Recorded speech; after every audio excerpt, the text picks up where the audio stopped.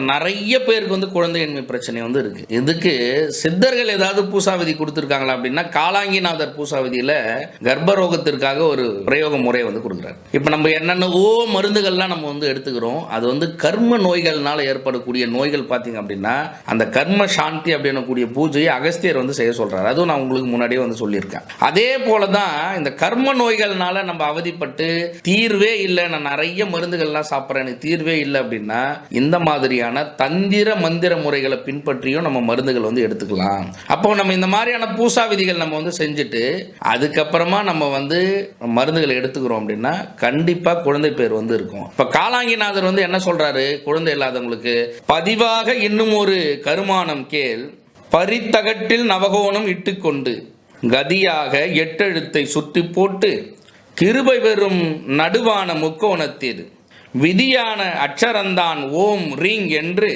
விவரமுடன் தான் எழுதி விண்ணை நோக்கி மதிவான ரவிமதியை சுழினை கேற்றி மார்க்கமுடன் சர்க்குருவை தியானம் செய்யப்பா எந்திரத்தை குளிசம் செய்து திருவான பெண்களுக்கு கட்டினக்கால் மெய்யப்பா சொல்லுகின்றேன் கர்ப்பரோகம் மெய்யான தேகமாம் பாய்வு தீர்ந்து கையப்பா உதவுவது போலே மக்கால் காரிகைக்கு கர்ப்பம் உண்டாம் கண்ணை காண்பால் பொய்யப்பா போகாது மெய்யே நிற்கும் புத்தியுடன் நவகிரக பூசை பண்ணு அப்படின்னு சொல்றாரு. அப்படின்னா இந்த பூசையை நீ செஞ்சு அதை குளிசமாடி கட்டிக்கிட்ட அப்படின்னா கண்டிப்பா நமக்கு குழந்தை இருக்கும் அப்படின்றத காலாங்கிநாதர் சொல்றாரு.